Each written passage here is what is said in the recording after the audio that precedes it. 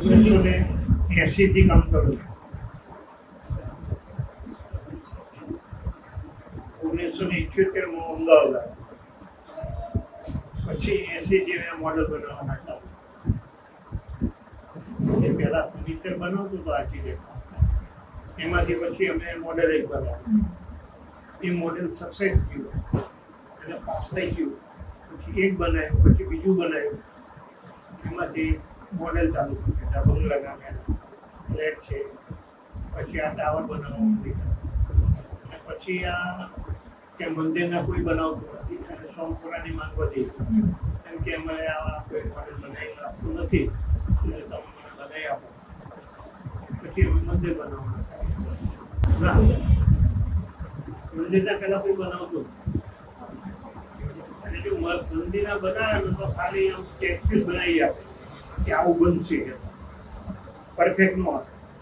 અને આમાં શું કે તમે ફોટો પાડી જોઈ લો તો તમને પરફેક્ટ મંદિર જેવું લાગે. સાઈડ ઉપર આવું બનશે એ પરફેક્ટ થઈ જાય. અમદાવાદમાં અમારે 2 જણ સિવાય તો બનાવું ગુજરાતીનું સાચું નહીં મળે હતું. પણ આમાં શું છે કે અમારું જે મૂળ છે ને કળા જ છે. સુતારી કામની નાનપણથી કળા જ છે, એટલે અમને કોઈએ શીખવાડ્યું નથી. ઓટોમેટિક અમારે આ બાપ દાદાના પેલામાંથી જ આવી ગયું. એમાં દિલ્હી અક્ષરધામ, ગાંધીનગર અક્ષરધામ, જે રામદેવ ગયા, પછી જૈનોના મંદિર, સ્વામિનારાયણના મંદિરો બધા એ સોમપુરા અમને એમ કે આ રીતે કરવાનું છે અને ડ્રોઈંગ આપી દે અને ડ્રોઈંગ સમજતા શીખવાય કે આ રીતે આમ છે, આમ છે, આમ કરવાનું. પછી એના સ્કેલ બધી આવી, 1/4 છે, 1/8 છે, 6 છે, એટલે 1 ઇંચ બરાબર 4 પછી અમે સમજાવું એલિવેશન જોઈએ, પ્લાન જોઈએ, સેક્શન જોઈએ. પછી અમને 3 વસ્તુ આપી દે, પ્લાન આપે, એલિવેશન આપે અને સેક્શન આપે. એમાંથી આખું અમે મંદિર બનાવી દઈએ. શીખવું હોય તો અમારે એને ટ્રેનિંગ આપવી પડે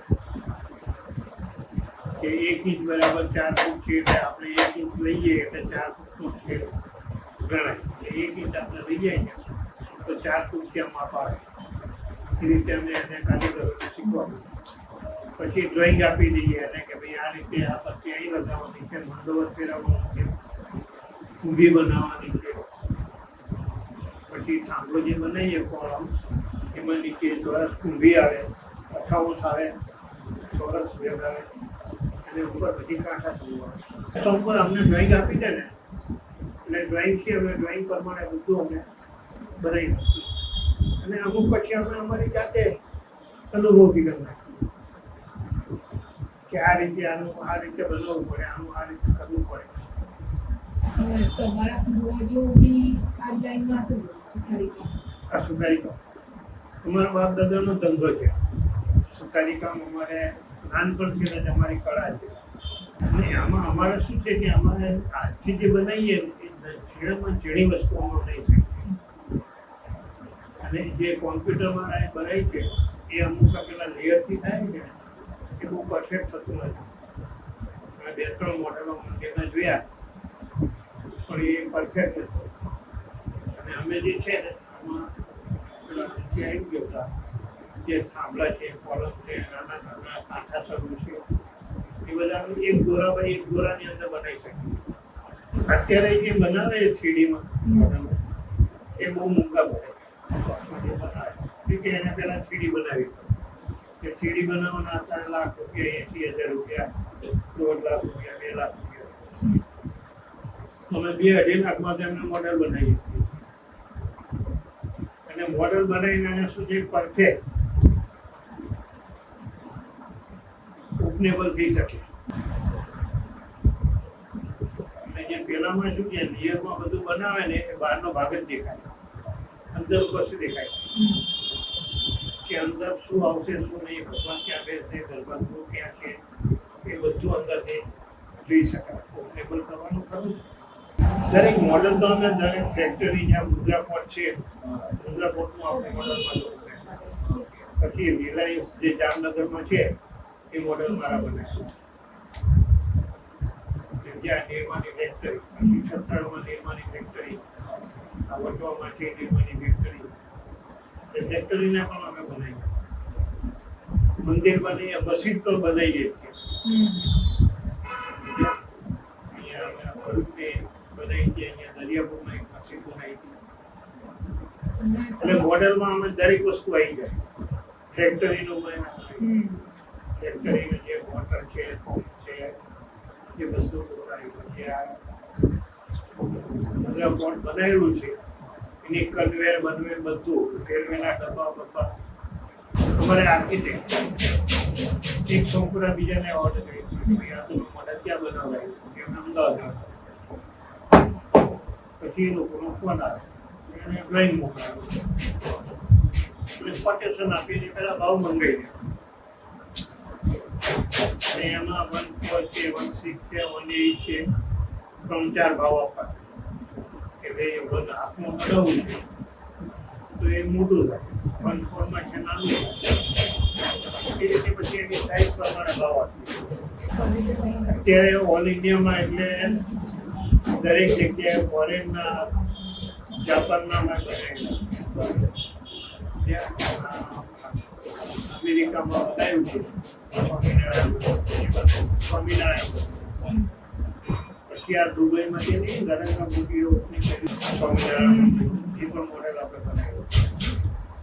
અત્યારે તો શું છે કે પબ્લિકને જોવા માટે રાખે કે આવું બનશે. પ્લાન ઉપરથી કોઈને ખબર ના પડે. પ્લાન ઉપરથી જે જાણતું હોય આર્કિટેક્ટ હોય એને ખબર પડે કે આવું બનશે, પણ એકચ્યુઅલી કેવું બનશે, કેટલી જગ્યા છે, શું છે, કેવું દેખાશે, આગળ પાછળ શું વસ્તુ છે એ ખ્યાલ ના આવે. આમાં જે છે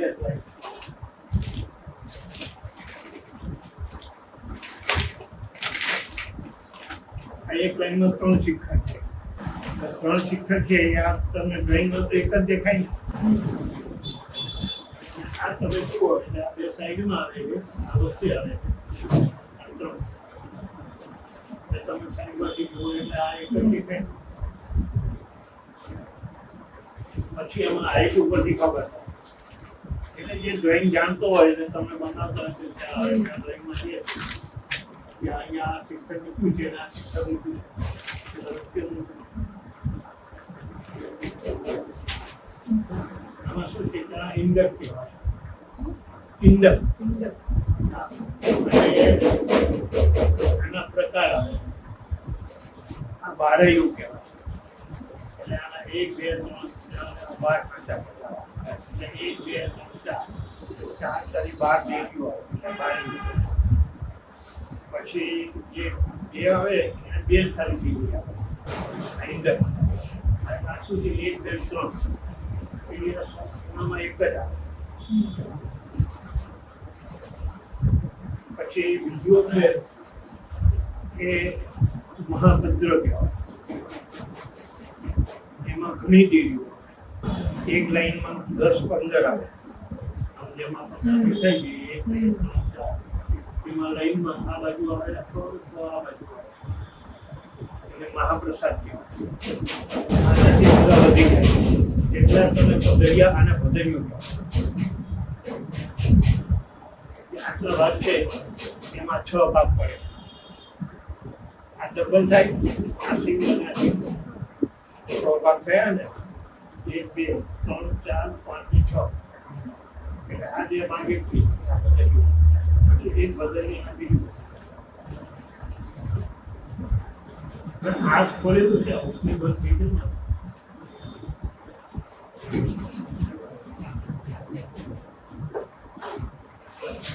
અંદર શું છે ભગવાનને બેસાડવાનું એ ગર્ભગૃહ. પછી આની દિશા પ્રમાણે ગર્ભગૃહ નક્કી થાય. જે મંદિર કઈ ઉત્તર દિશામાં બનાવવાનું છે, પશ્ચિમ દિશા બનાવવાનું છે, પૂર્વ દિશામાં છે, દક્ષિણ દિશામાં છે. આ જે છે એનો ગર્ભગૃહ છે 9 ફૂટ 11 ઇંચ અંદરનો ગાળો. પછી આ છે 8 ફૂટ કે 6 ફૂટ 11 ઇંચ, 6 ફૂટ 9 ઇંચ એવું એનું ગણિત આવે. આ છઠ્ઠું છે 5 ફૂટે આવે, કોઈ 12 ફૂટે આવે.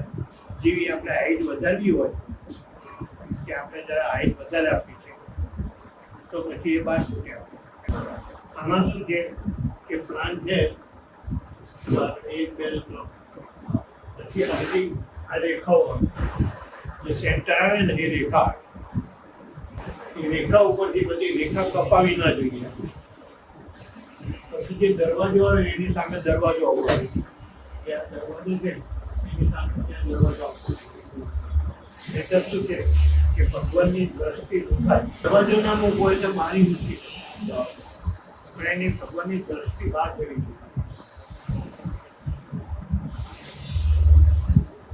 પછી મૂર્તિ મૂકતી વખતે જે આંખનું લેવલ એ મૂર્તિ પ્રમાણે આમ સીધું છે. જેમ કે દરવાજો અહીંયા દરવાજો મૂકવાનો હોય આપણે એમાં સેન્ટરમાં મૂકવો. જે આ ગર્ભગૃહ હોય એના સેન્ટરમાં દરવાજો મૂકવો. પછી એને જો સાઈડમાં મૂકો ને તો સાઈડમાં ના મૂકે, એ રેખા કાપી દો. સેન્ટર કપાવવું કહેવાય. એમાં ભગવાનની ઉન્નતિ નો આવે. હવે મકાનની અંદર બનાવીએ તો આગળનો દરવાજો એકદમ પહોળો જોઈએ. પછી અંદરનો દરવાજો છે ને તમે 2 ઇંચ નાનો કરો ચાલે, પણ બહારના દરવાજા કરતા અંદરનો દરવાજો મોટો ન હોવો જોઈએ. બે સરખું જ છે. શિલ્પશાસ્ત્ર અને વાસ્તુશાસ્ત્ર. શિલ્પશાસ્ત્રમાં તમને જ્ઞાન આપેલું હતું એમ કે તમારે આ રીતે કરવું પડે. આની રેખા ના કપાવી જોઈએ. પછી એને જે તમારે સેન્ટર આવે સેન્ટર ના કપાવવું જોઈએ. વાસ્તુશાસ્ત્રની અંદર ગ્રહો આવી જાય. શિલ્પશાસ્ત્ર વાંચો ને એની અંદર બધું આવી જાય. વાસ્તુ બેઠક છે ને કે બેઠકની અંદર તો તમારે લેવલ જોઈએ. આખી દ્રષ્ટિ ભગવાનને ક્યાં બેસાડવા છે એ તમે 2.5 ફૂટ 3 ફૂટે પછી આપણું લેવલ આટલું લેવલ ને એનું લેવલ પછી તમે મૂર્તિ મૂકો અને મૂર્તિ જે છે આમ ઊંચી લઈ જાય અને એની દ્રષ્ટિ ઉપર જતી રહે. આમ આપણે તમે મૂકેલા મૂર્તિ એની આંખ છે આમ સીધું રહે લેવલનું કોલિંગ લેવલ. તો પછી આમ ચેર નમેલું હોય ને એટલે એની દ્રષ્ટિ ઉપર જતી. પછી ચેરના ઊંચી થઈ જાય તો આ 3 ફૂટ છે અને લાઈટ 4 ફૂટ એટલે ભગવાનની દ્રષ્ટિ ઊંચી જતી. એ મંદિરની ઉન્નતિ ના આવે મંદિર. એટલે આ વાસ્તુશાસ્ત્ર પ્રમાણે આ રીતે મેળવવું. શિલ્પશાસ્ત્રમાં જ્ઞાન જ કે આ રીતે બનાવો, આ રીતે કરો, આ રીતે કરો. વાસ્તુશાસ્ત્ર જે આ રીતે તમારે સમજણ પડે.